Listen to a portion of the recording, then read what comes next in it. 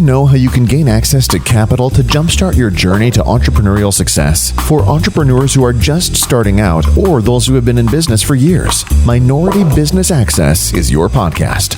Welcome to our show, where we will guide you in avoiding the pitfalls and thriving in your chosen business. Now, on to the show with your host, Solomon Ali. Hi there, everybody. Thank you so much for joining Minority Business Access. It is a pleasure and an honor to be here and sharing everything with you. One of the things that we're going to share today is the experience that I had speaking with everyone at Laughlin in the celebration of their 50th year anniversary. It was a really exciting time for me, and it was much more exciting for them. It was just a hoot to actually be there and to feel the energy and everything of that nature, and to see all these beautiful and wonderful, successful people who are entrepreneurs and own businesses and things of that nature. I had an opportunity as one of the 4 speakers to share my journey, to share my story. And so that's what I'm going to kind of tell you about. We're going to show the video about that was recorded at the live event about what I actually talked about, but I'm going to try to sum it up this way. We're going to talk about the ABCs. This is pretty much what I shared with them. A, what we do is arrange capital. And we kind of went over what we do as far as arranging capital, how we actually do that, and what the important things are that's actually involved, such as paperwork being in order, okay? Keeping up with your minutes, your resolutions, things of that nature, the things that sometimes you don't think about as an entrepreneur, or maybe you don't even know to think about as an entrepreneur because you don't really realize that that legal entity that you've just formed or you're thinking about forming is so important that it's an artificial human being and that it needs board minutes and resolutions and things of that nature to actually make decisions that have to be executed on behalf of the company. Next, we're going to talk about building wealth.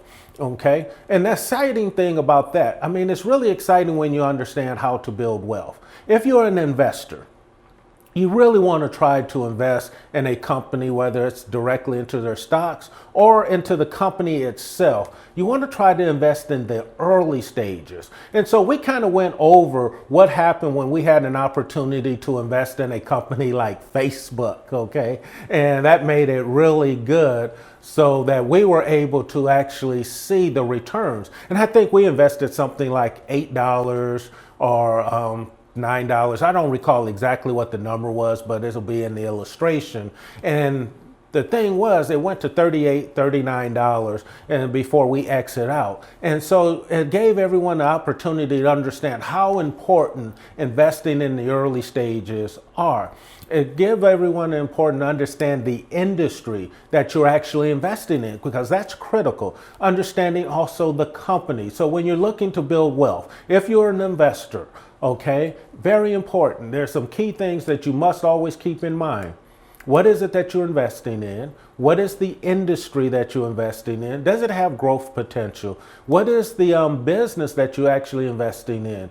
Management. What is management doing? And, you know, hey, we're talking about Laughlin here at this time. It's a 50-year-old company, so you know that management and their management team and the people that's around them have to be pretty solid just to last 50 years. Because as we all know, most companies fail within the first 5 to 7 years because of lack of funding. So be very careful, and I hope to teach people who are looking to invest in the right companies one thing or two that we learned in that over the years. The last thing is consulting. People, you got to understand this simple principle. Whether you're an entrepreneur, business owner for the last 5, 7 years. Some of you probably know this already. You got to bring people around you who are smarter than you, especially in the things that they do. You know, I shared a very personal story that you will hear for yourself, that when I started my first business in the maintenance company, just out of the military, I had no clue what something as simple as accounts receivables were. I had a big payroll to meet and everything of that nature, and had no way of knowing how I was going to meet this payroll. But I had all these people going out doing all this work, and then I didn't have enough money to actually pay them. In fact, I had pretty much no money to pay them. But I had something called accounts receivables, and because I was on a journey, someone helped me and told me what accounts receivables were, and then they bought my accounts receivables. But you know what? I'm not going to go all the way into it because you're going to hear it in the video, okay? And you're going to see it because I talked about it on the stage.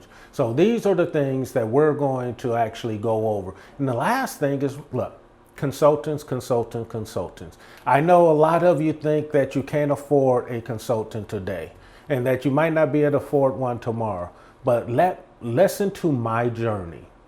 Listen to the mistakes that I made and the things that I failed to do because of procrastination.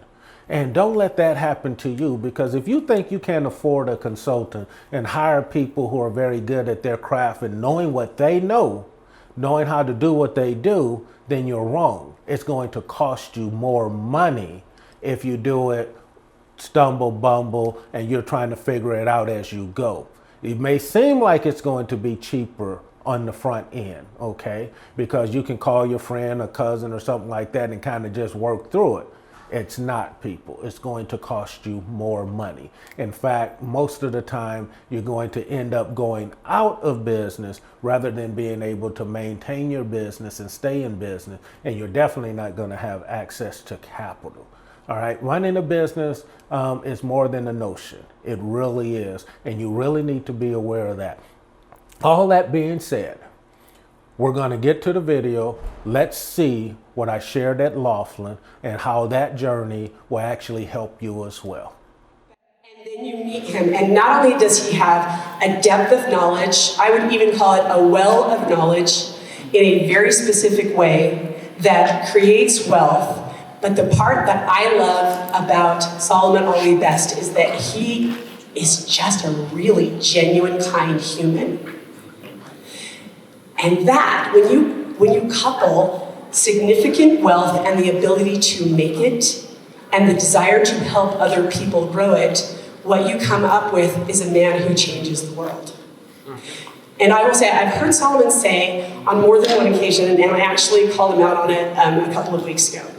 I've heard him say, I'm not the smartest guy in the room. And I said, you know what, we're gonna definitely agree to disagree on this one, but can I ask you a question? Because I think sometimes you know that, you might be the smartest guy in the room. I mean, it happens, right?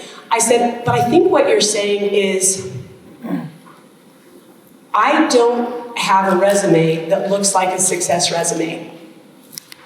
I don't have an education that says, oh, we know what he's going to do right after Harvard, he'll be doing this. I don't have that. My work experience is the School of Hard Knocks. My education is the education that I got for myself by reading books, by being willing to make mistakes, and it has yielded an enormous amount of success that even the color of my skin doesn't necessarily speak to what you would normally think of. But I have done it in spite. And actually, I say because of all of those things, I am proud to welcome to this stage and offer you the opportunity to learn at the feet of a great man, Mr. Solomon Ollie.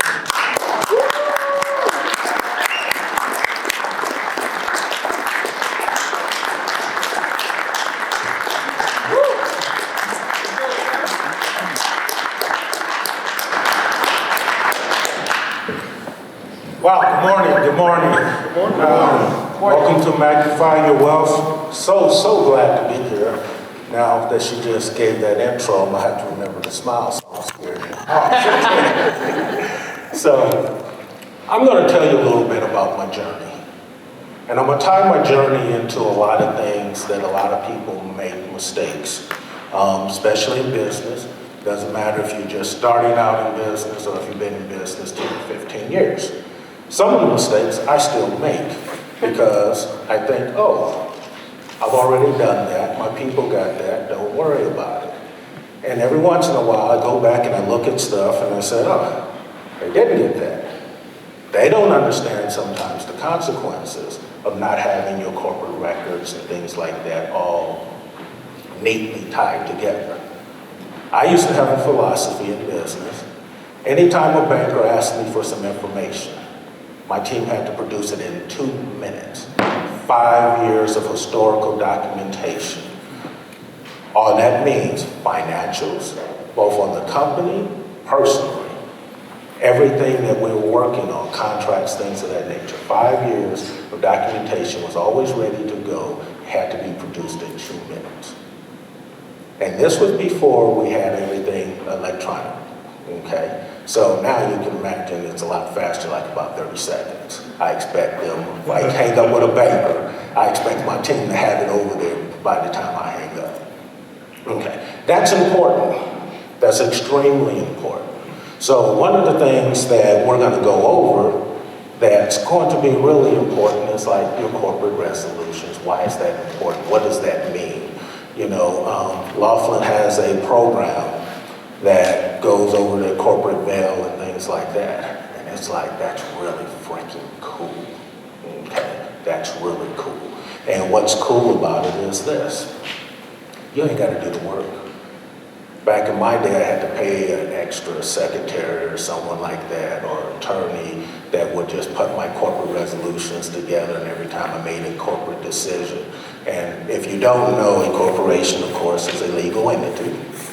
Just like me, I'm a human being, a corporation is a human being. It makes decisions, but it makes decisions through the board of directors. So enough of that, we're gonna get into my journey, and you're gonna see, and you'll see, kind of get an idea of where I've been and where we're actually going. Name of the company is Solomon RCLE Corporation. I've been doing this for about 30 plus years. What does that mean? I'm 56 years of age now. I started my first business when I came out of the military. So I go back to my parents owned a lot of rental properties and things of that nature. After football and track practice, I used to have to go clean this stuff up. Every time a tenant or someone moved, I would have to go do the toilets, repaint, do the walls, whatever it is, and help my dad actually do all that stuff. And I'm gonna tell you, I hated it. I hated that with a passion, okay? All the other kids, they got to hang out, chill, do whatever, and I had to go clean up after someone because they moved out of this property and things of that nature. In my mind, I could not understand why they just didn't hire someone to do it.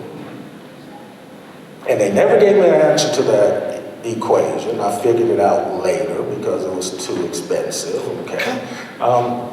So that was the first company I created, was a maintenance company. I went into apartment owners. I talked to all the different apartment owners. I joined every association within a 50-mile radius, apartment association and a management company. And within 6 months, I grew a company from 0 to 6 million with 71 employees. Okay. Now, here's how I did that, because it was kind of unique. I started painting the apartments, shampooing the carpets, cleaning out the toilets, and I did that, cleaning out the tubs, so when I walked out, people can come in and move into that apartment. I made $500 and some change per apartment. One day I came in, and I was at the baseboard, and I was painting the baseboard. I said, crap, I still don't like this. And it was a moment for me. And so what I did was, I said, I'm gonna hire a whole bunch of people. And being a numbers guy, I calculated. And I calculate fast, especially dealing with numbers. So I said, well, how many people I need to hire? I want to do X amount of apartments. And we went from doing a few a day to doing over 15 apartments a day. Okay, and so I did that, and then the rest was kind of history. Now, here's an interesting story. How much do you think I knew about business at that time? Not much. Nothing at all. All I knew was how to clean up apartments, fix it up. I had this company. I didn't know what accounts receivables were. And what I would tell all the apartment complex owners and things like that, if I show up, I had to do at least 3 apartments. At least 3. and guess what? You get to bill me in 30 days. I mean, I'll bill you in 30 days and you pay in 30 days. So that was called an accounts receivable. Well, after doing that, I spent all my money on materials and everything of that nature and equipment. I had all these people working and a couple of trucks. And then it was like it was time to pay all these people. $148,000. I'm about 21 years of age. $148,000. And I was like, oh my God. I had about $15 or so in the bank account. Literally 15. But I was owed $500,000. All the work I had done, I was owed $500,000. And I was panicking and panicking. Well, being a man of faith, okay? Being a man of faith, I got on my knees and I prayed and I talked to my God and everything like that. And I said, okay, I need some help here. Where am I going to get this? Because I didn't want to let all these people down who worked for me, who believed in me, okay? And so I had no idea, first lesson in business, I had no idea that companies would string you along and not pay you. Never dawned on me, okay? I thought, naive, do the work. You'll get paid in 30 days, 40 days, just like you agreed to, right? Didn't dawn on me that, oh, they may not pay you. So, on Monday morning, the guy that I left a message for, he calls me back and I tell him what I need. Now keep in mind, I only have $15 in my bank account. I got a $148,000 payroll company. I'm gonna go back just a little bit. All my paperwork was in order though. This is how important your corporate resolutions and things of that nature. So if you don't have all your paperwork in order, it is literally impossible to get anything done. Literally, okay? So I had all my resolutions.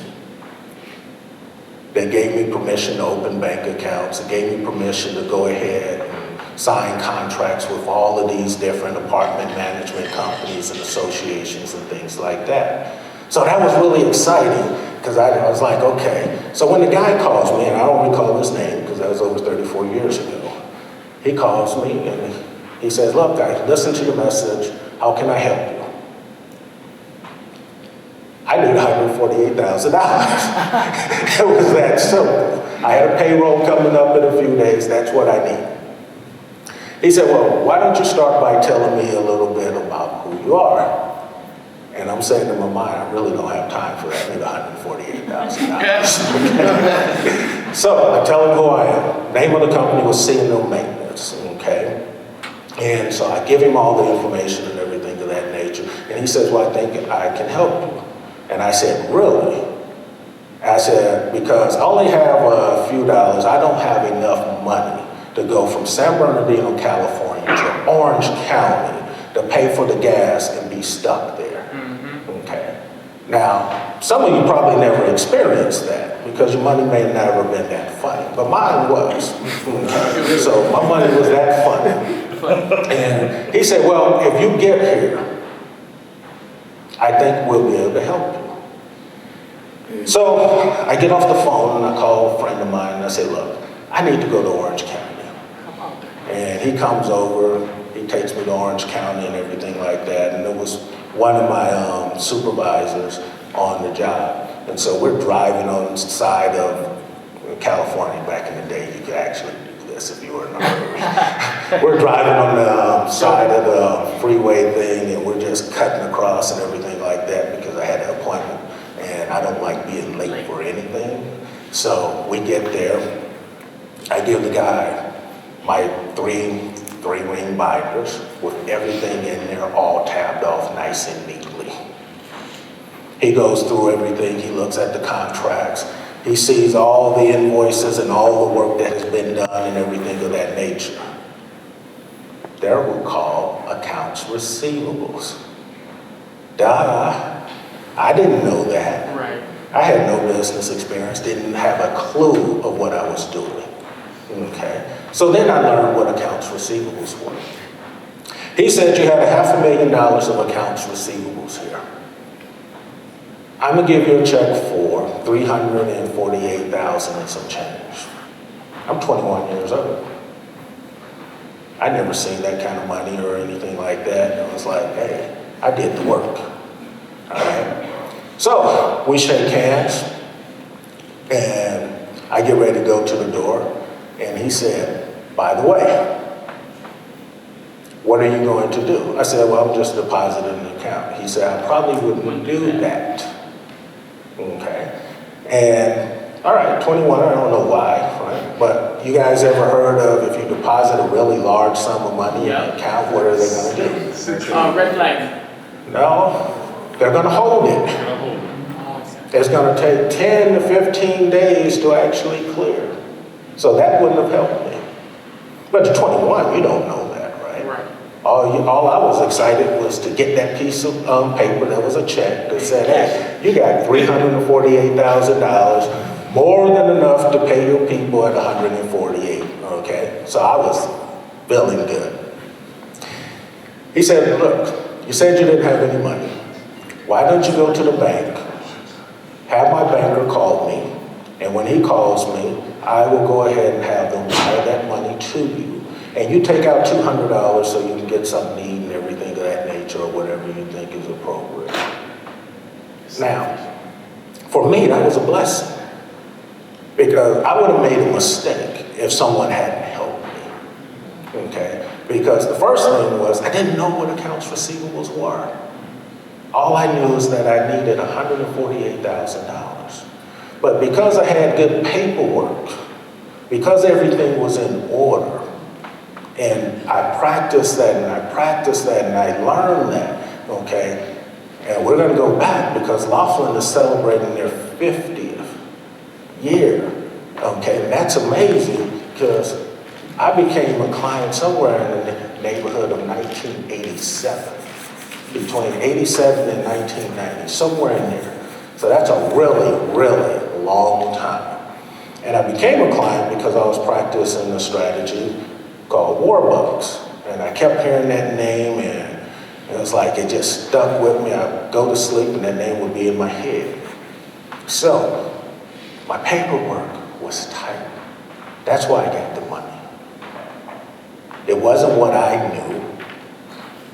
It wasn't what I was able to do. It was because my paperwork and everything was in the proper order, the way it was supposed to be. That's how important of having a company like Laughlin. And if your paperwork is not in order, if you're not sure, then you need to get them to do it. Recently, last year, it was like we have a lot of companies. We hired so that they can do 3 or 4 of our other companies because they go back 3 years and get everything corrected. Now, most banking places will only ask you to go back historically 3 years. But if you come and talk to me and want to borrow money from me, my people are going to ask you to go back 5. And we're going to dig through everything. We don't really ever care about what the story is because we know how to put it together and package it where it makes sense for our audience. And our audience is normally me. Okay? But, so, we're going to keep going on because I know we're on the time. My very first business that I ever started, I was about 8 years old. That means I was in about 72, probably a little bit young, yeah, about 72. Went to the store with my mother, okay? This was in East LA, 68 in San Pedro, okay? At South Central LA, for those who don't know. We went to the local little store. I guess you had to pick up some little odds and ends and things like that. And as she was picking up the odds and ends, I saw a slingshot. And if you can imagine a little kid just looking at this slingshot, wanting something, okay? And that was me. Now, most black families do this. When you go into the store, here's what you're going to hear. Don't touch nothing. Facts. Okay. So I couldn't touch anything and didn't want to get in trouble with my mom. So I'm just looking at that slingshot and I'm just like, and I have no idea what I'm doing. I go home, that slingshot cost $1.25.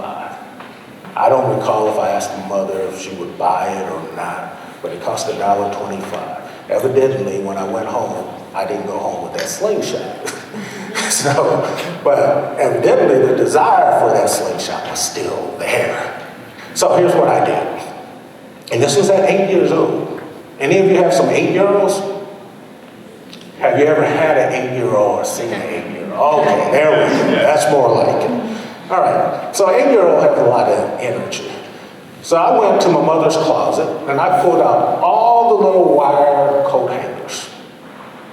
And I bent those wire coat hangers and I got my uncle's needle nose pliers and I got some rubber bands and I got a pair of jeans and things of that nature and I cut those jeans up and I made a slingshot and I wrapped it with some electrical duct tape. Wow. That was at 8 years old. Now the amazing thing about it was I made $325 selling slingshots. Wow. Okay. Now you're saying wow, but you have to think about what I just said. I didn't sell them for $1.25. I was selling them for about 50 cents. So that means that was a lot of freaking slingshots. That was a lot of them. Okay. And so if you're growing up and you're in a black family or something of that nature, they normally have what? Pretty large families, right? So they got the cousins and everything of that nature. So it didn't take long to sell about, I don't know, 300-400 of these things, whatever it was. It was a C&O maintenance. Kind of told you a little bit about C&O maintenance, so we're going to skip that. But you had a guy, I could have sat back and blamed it on the color of my skin or no one's giving me a break or anything of that nature. I ain't look at that. Or I could have just been totally naive. I don't know which one it was. But all I know is this. I was always taught to do the work. My parents taught me to do the work and to be the best at what it was that you were going to be doing. And that always stayed in my head. The stories of my biological father, he died when I was really young. And so all the stories of how hard he worked and everything of that nature was in my head. So I never knew how to do anything other than do all the work and do it to perfection. Okay. So that was really exciting to me. So when I did the maintenance company, 0 to 6 million, didn't know a thing about business. I like to tell people I barely know about business today. But I'm a long ways from even making 6 million. We're different now, and we look at things differently. But we're going to go back. Didn't know what accounts receivables were. But here it was, someone gave me a check for $300 and something thousand because all my corporate paperwork and everything was in order. That's how important that piece is. Okay? And I didn't have a lot of attorneys and accountants and things of that nature. I did it myself. And I had Laughlin doing it. So that's how important paperwork is. Okay?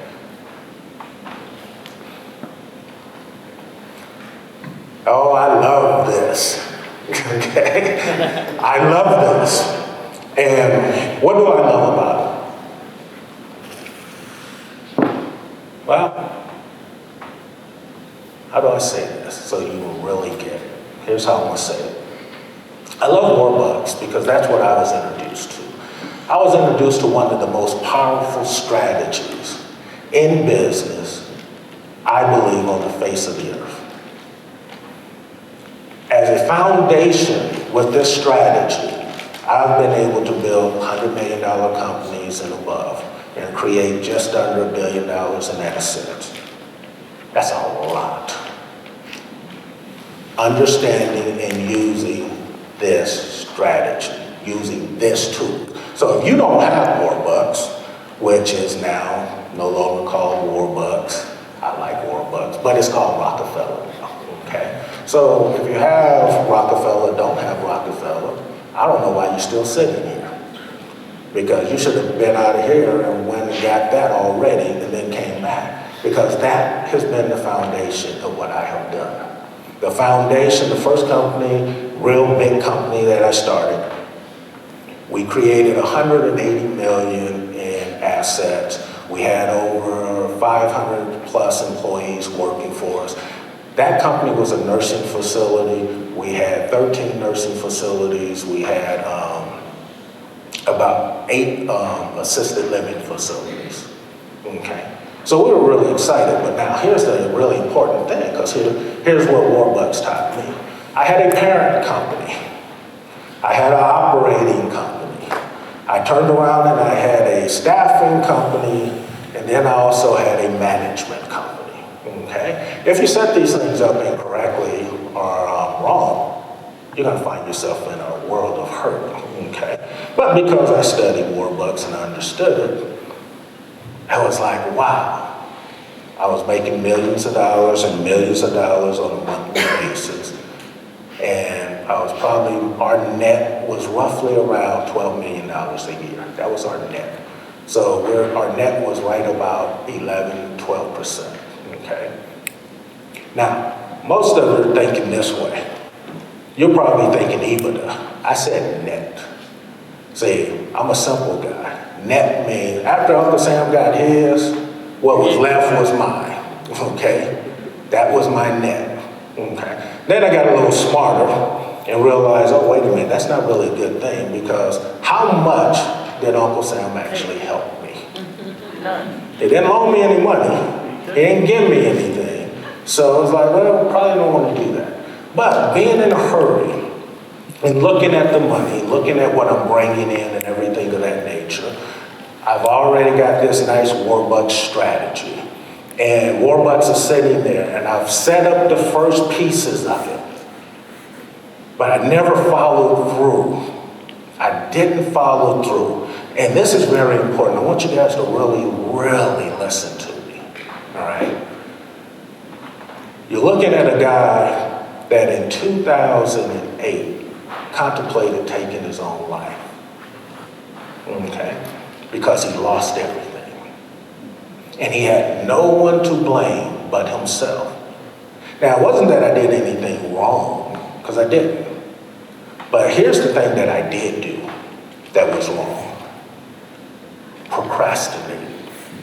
Procrastination. I kept saying, I'll get to it. I'll finish this later. I kept saying that I will assign my ownership over to the trust and things of that nature. I kept saying it and I kept saying it. But I'm looking at my bank accounts and things of that nature, and you see I'm moving away from what I'm supposed to be doing, right? And I'm going this way and I'm going this way, and I'm just focused on that. I'm focused on the next deal. I'm focused on the problems that 500 people have as they roll up to you, okay? And never got to protecting myself and my family. Now, I cared about my family and I loved my family.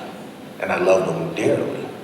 I loved them so much that when I lost everything, I was almost prepared to take my own life. And I'm sure a lot of you are the same way. You love your families, and you got some things in your life that you're saying, I'll get to. Especially when it comes to business. You're saying, I'll get to it. I'll do that. You think you have more time than you do. And life happens, okay? Because it happens to all of us. Challenges of life, especially in business. You know, business, you're not always here. You're not always here. It's like this. It's up and down. And no matter how long you try to stabilize it, or you think it's just going to be a straight shot to the other end, people look at me and they say, well, I want to be like you. And I'm like, okay, but you don't know what that looks like. You don't know what the journey was. Because the journey was hard, and if I knew what the journey looked like before I had to do it, I'd be like, God, you can count me out. I'm going the other way. That's hard. right. But a little bit was revealed at a time, just a little bit. And I took that next step, and I took that next step. And then the next thing I know, I made it through all this crazy. But not having finished something, procrastinating. Yes, I was making great money, I was doing really well. But I didn't finish something that I started because I was procrastinating. I didn't finish my workbook strategy. Now, here's how important that was. Imagine yourself making about $10 million in gross per month, right? And you have all these people that you have to take care of. Now, I told you I had an operating company. It wouldn't have been anything I could have done with the operating company. Regulatory came in, they took it, whatever. Okay. Nothing I can do with that. But I also had my real estate company. If that trust had owned the real estate company like I knew, and this is why it was my fault, okay, guess what? The operating company would have had to pay the real estate company because it wasn't owned by me. It shouldn't have been owned by me. It should have been owned by trust. And this is not bringing that pain home. This is setting things up correctly and doing the work that needs to be done. This is why you need a Laughlin, because they bring all of this together, make it affordable for you to actually take advantage of it. And if you're not taking advantage of it, then shame on you, and you will feel the pain, and your family will feel the pain. So, my trust didn't get the rental income from the facilities, all right? I had a staffing company. Well, who should have owned the staffing company? Anybody have an idea? The trust. All right, the trust should have owned the staffing company. But trust didn't, because I did what? Procrastinated. I procrastinated. I never got around to what I should have been doing. So when everything came to an end, it was like my trust wasn't getting the money. I had a management company. Here we go. Trust should have owned that as well. Okay, not me. This is how important those little things that we take for granted, okay, that are really, really super, super important. But we take it for granted. We think we have tomorrow, or tomorrow will come, okay? You know, when you look at something like this, it's so important that you have your family. If something was to happen to you or something of that nature, everything's already situated. All your family will have to do is bring in what? Your management, right? Okay? Your interests and everything is already taken care of, your family, everything's done. That's how important and how critical this stuff is. All right? So, when I lose everything, regulatory, so they come in, they do their thing. I'm about to take my own life, and I'm about to take my own life because I knew better. I couldn't blame the regulatories, I couldn't blame my people who made the mistakes, because who owned it? It was me, all right? But I could blame myself for one single thing, the procrastination of knowing to do something, and I failed to do what I knew to do.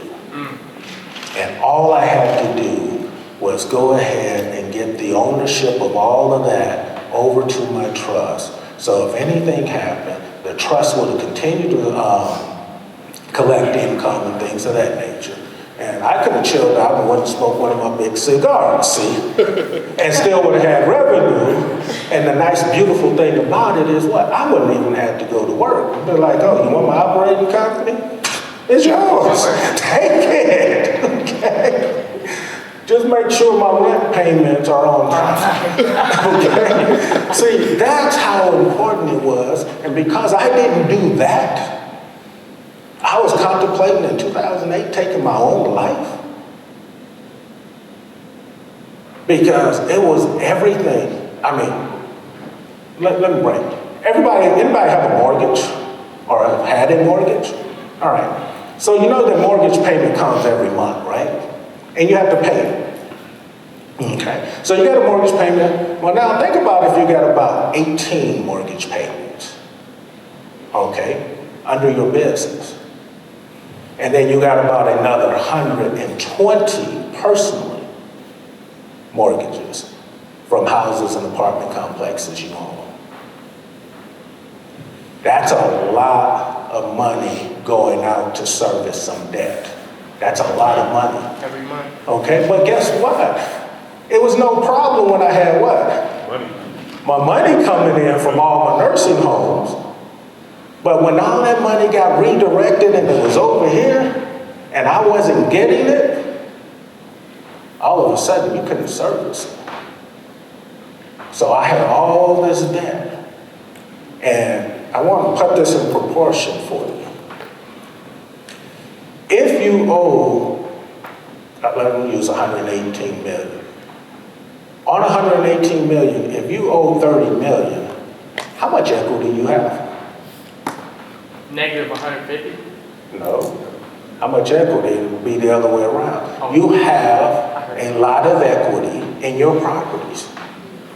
So to lose your property, right, and you got more than 70% of it that's equity, to lose it because you lost your business or something happened business-wise because you didn't sit up and do the one simple thing and put everything over like it was supposed to, that ownership in that trust.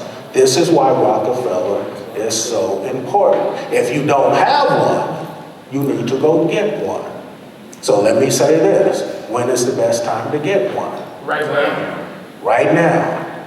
Right now. If you're starting a business today, the best time to get it, right now. When you start that business, people. Not tomorrow. Follow through. Okay? Corporate structure, lifestyle, all that, it's... Corporate structure is what I was talking about. I have a parent company, and I also have a holding company. I have a lot of companies, but you have to make sure your structure is correct. Who does that? Do anybody know someone who does that? Laughlin. Oh my God, it's Laughlin. Come on, people. It's actually very recently, too. The cost for the service is freaking amazing. I don't know how they can do it. But that's okay. Right. They can do it for me all day long because that means I don't have to hire other people to try to do all that. And you should be taking the same approach because it makes sense. If you're looking at time management and things of that nature, you can't get it any better than having them do it. They're good at it. Wait a minute, how long have they been around? Anybody know? 50. Wait a minute. Come on, you guys. Come on. Everybody stand up. Please stand up, because I'm looking at you guys and y'all look like you're dead. How long has Laughlin been around? 50 years. One more time. How long? 50 years. 50 years. So that's a lot of experience that you and I don't have. So they know all the ways to get it done. Please sit down. They know all the ways to get it done, how to get it done, right? Capitalize on their experience. Okay, capitalize on that experience. Okay. It will help your lifestyle.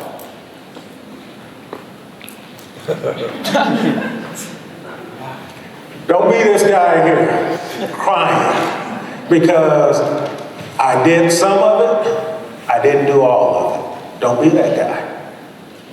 Be the guy who follows through. Be the woman who follows through. Take advantage of the tools that you have.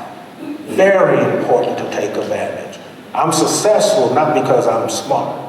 Like Michelle was telling you the truth. I don't ever think I'm the smartest person in the room. Never. But I do know this.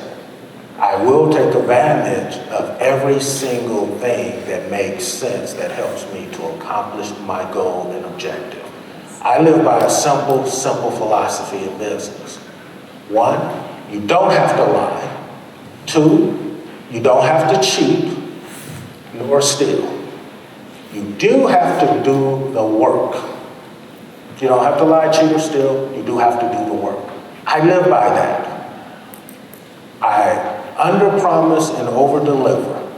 And my experience since somewhere between 87 and 91 with Laughlin has been this. Anybody have an idea what it's been? Good. Excellent. They have always over-delivered. That's been my experience. They have over-delivered. So do your part. If you want to be extremely successful, you don't want that pain to come home or anything of that nature, make sure you take advantage of some of those things. Stinky thinking. Now, the stinky thinking was right after I had lost everything. Lost 118 million. So in losing 118 million, it was like, that's a lot of money, right? Yeah, it was. But I could have kept millions and millions if I would have done one simple thing. Paperwork and transferring the ownership of my stuff over to the trust under the Rockefeller. Well, back then it was Warbucks, okay? So doing those things is extremely important. And if you do those things, you won't have stinky thinking. So my stinky thinking meant that I didn't want to do no more business. I didn't want to do anything. People would come to me and say, well, you know this, do you want? And I say, no, I don't want to help you. I didn't want to have anything to do with business. I felt like I was a failure. I felt the worst person in the world. I said I blew it. Okay. Public companies. Currently today, a lot of people know or heard of. Anybody heard of a Ring doorbell? All right. Yeah. Anybody have a text from their bank? Okay. That's our technology. Okay. Technology like that, we have an IP farm and everything like that. We go out, we expand technology, we buy into stuff, and then we develop it out. All right. We invest primarily in a lot of companies that are private that we take public. Okay. We call it a sweet spot. The reason we do this is to create for a company access to capital. If you own a private company and your private company is worth, let's say, $3 million, to own 100% of $3 million is what? Good. $3 million, right? No.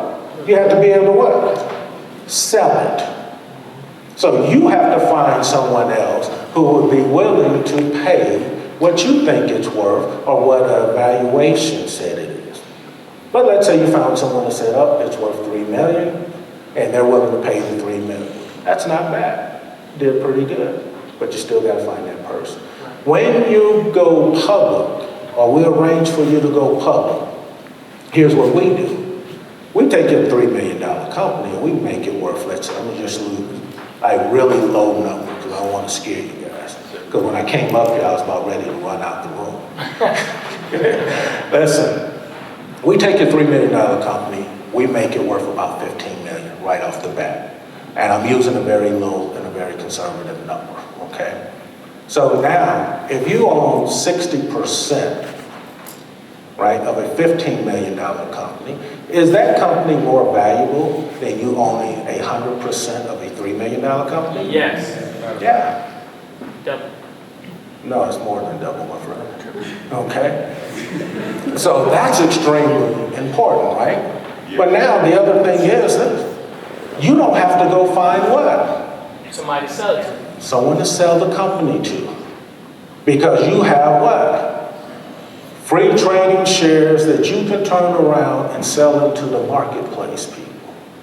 See, in life, it's not that things are hard. It's about making the right decisions. So how do you make the right decisions? Is that you have to get the right information and the right knowledge from the right people so that they can help guide you. You know, I'm using Laughlin's name a lot because, look, 50 years of experience. That's a lot of experience. That means they know all the minefields, where those minefields are, and how to get your paperwork done, okay? They know and can tell you, well, they call it Rockefeller now, right? How to get that done correctly so that you never feel or have an experience like I had, Okay? And so at Solomon RCR Lee Corporation, this is what we do. We take companies and we scale them and we help them to grow. That's what we do. And we don't have 50 years of experience, but I've been doing this for about 30 years. Now, why does it work? It works because I've experienced every way to do it wrong. Okay? Every single way that it can be done wrong, I have done. I've been to every investment bank and things of that nature, and I've seen more no's than all of you collectively put together. And then I figured it out. And you know how I figured it out? By being honest with people and letting them know what I didn't know. So when I go back to when I was 21 years of age and I didn't know what accounts receivables were, and that man told me, and he wasn't a man that looked like me, he was a white guy. So when people say, oh, I'm talking about something that's very sensitive, so I hope I don't hurt anyone's feelings. But when they say, oh, white people don't help you or this and that, well, I don't know. My experiences have been this. If you're honest with people and you're open with people and you're genuine with people, people tend to want to help you. And they don't look at what color you are, they just see a person in need or want help, and they tend to want to help. But first, you got to be truthful and honest where you are and what's going on. So I try to only deal with companies and people who are that way. And that's where I got it from. Okay? When I go into a situation, I'm honest, I let them know. They can see the bad, the ugly, or whatever. Because either way, I learn from it, right? That's right. So if it's bad, ugly, I need to know what I need to do to fix it. I can't hide it, all right? Oh, it said go back. I don't know why it said go back, but okay. Let me go back. That's not what it meant, but. Oh, okay.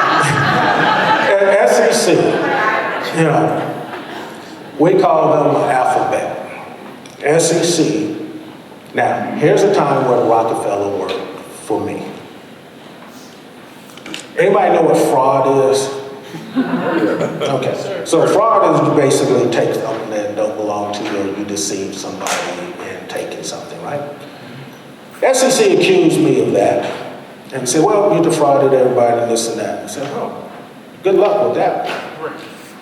Now, most of you don't know what I mean by that, but here's what I meant. Guess whose money it was? The bank. My money. I never borrowed a penny from anybody. It was all 100% my money. So you can't defraud yourself, right? Right. So I only use my money. When I invest in companies, my trustees, my private equity companies and things of that nature, it's mine. We don't go borrow money. That's what makes us unique, okay? So when the SEC got through and everything like that, and we're still fighting and everything, and they said, well, Solomon, we just want you to settle.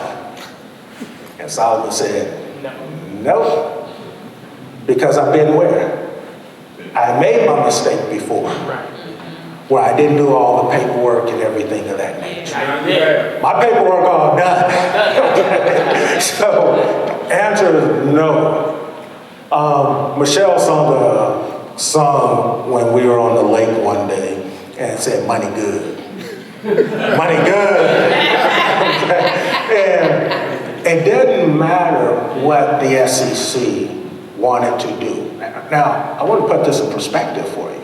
That's one of the most powerful regulatory agencies in the United States. Okay? And not to be cocky or arrogant or anything like that. Doing the right thing, you can sit back, money good. Money real good. And they can do all that they want and say everything that they want to say. But at the end of the day, in business, you ain't got to lie, you ain't got to cheat, and you ain't got to steal. You do have to do the work. So people, that's how important having a Rockefeller, having a strategy, having a company like a Laughlin to turn around and put their arms around you and to help you get through and get all that work done. That's how critical that is. I hope I was able to share. I must wrap this up because I know they're trying to say, hey, these people got to go eat and everything like that. The last thing I want to go ahead and talk about, I guess they do kind of sort of, but I don't know, it got me all confused now. What we do is we arrange financing for companies and everything of that nature. We don't have to go out to people and look for the money. What we do have to do is make sure that you're being transparent and honest. If you're not, we move on to the next deal. Our time is extremely valuable and everything of that nature. Aaron and I started a company called, can I tell them, Aaron? If you want to share it, I would love to have you tell them. Well, I would just share the Twin Oaks. Good. Okay. This is the sauce. So we started a company together. It's called Twin Oaks Private Equity Company, so that we can help companies and things of that nature to have access to capital and to be able to get money. Right now, everybody knows that we're in what's called COVID-19, right? Heard of it. For some businesses, that's bad. For some businesses, it's really good. Well, for me and my business, buying depreciating or undervalued assets is really good. So if you're a restaurant or a bar or something of that nature and you're struggling going out of business, and I come in and grab you and package 100 or 200 of you together, and we have the wherewithal to what? Ride out the storm, especially in the public market having access to more and more capital to ride that storm out. What do you think happens when the storm is over? Carry out. We are the largest people in the marketplace, or one of the largest in the marketplace at that particular time. Stock will be way high and things of that nature, so that typically is what happens, okay? Especially with our companies. Amazon. Anybody heard of Amazon? Yes. Okay. I'm going to speed this up. First one, I'm going to start with Amazon. 1997, $18, $1,000 investment today make you, okay. Tesla, $17 stock price in 2010, $1,000 investment today is 42. Facebook. Now, this is an actual deal. Did anybody in this room get to invest in Facebook? Hi. Cool. All right. Wow. 3 people in the room got to invest in Facebook. We got to buy into Facebook at $11. That means we bought Facebook before it came to the market. That also means we didn't spend no $25,000. We spent a whole lot more in our investment to get there, but this was for illustration purposes for you guys. All right, that's what we did. Facebook came out at $38, right? Do you think we made money? Come on, people. Did we make money? Yes, sir. And we made a crap load of money. Yes, sir. All right, because we bought it at 11 before it even came to the market. Wow. So when you work with a Solomon or CLE Corporation and all these companies that we're working with and things of that nature, and that when we're taking them to the marketplace, this is what's happening.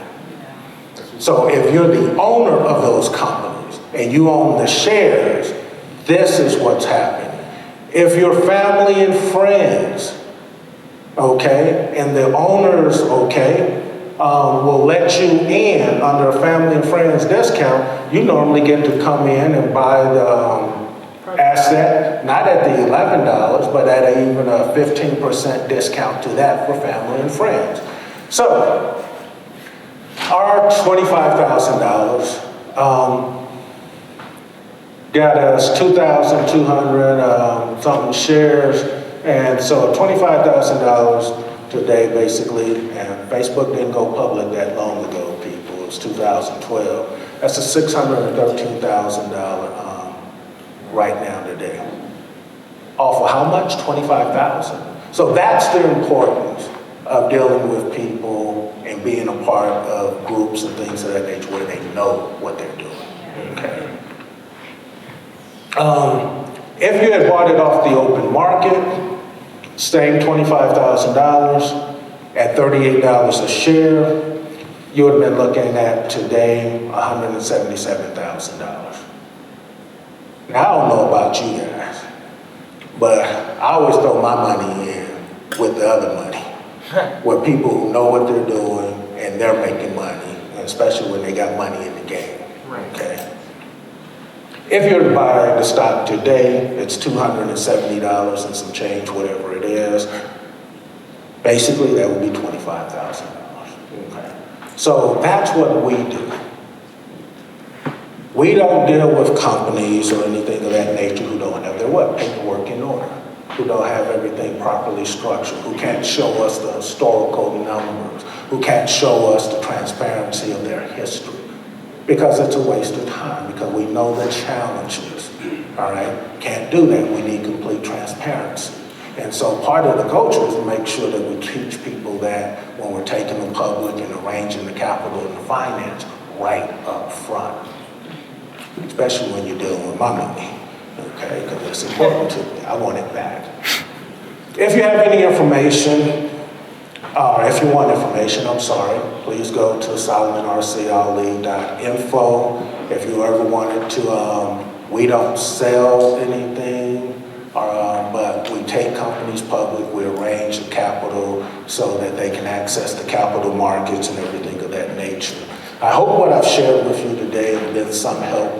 And if you don't have your records and everything in order, please make sure you go get them. Thank you so much. Thanks. Solomon Ali, guys. Solomon, come on. I don't know what's there. Yeah, let's give it up for Solomon, guys. Wow. You know, that's like the second or the third time that I have seen the video myself, guys. And, you know, it's really amazing to look at your life's journey of how it's actually taking place.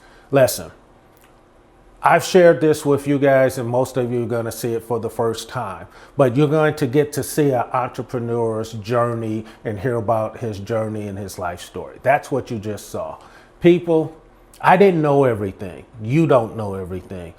You know, one of the biggest pain thresholds for me was not knowing what the accounts receivables that I had. I had something of value already there to make and cover payroll. But I was stressed out and freaking out, because I didn't know.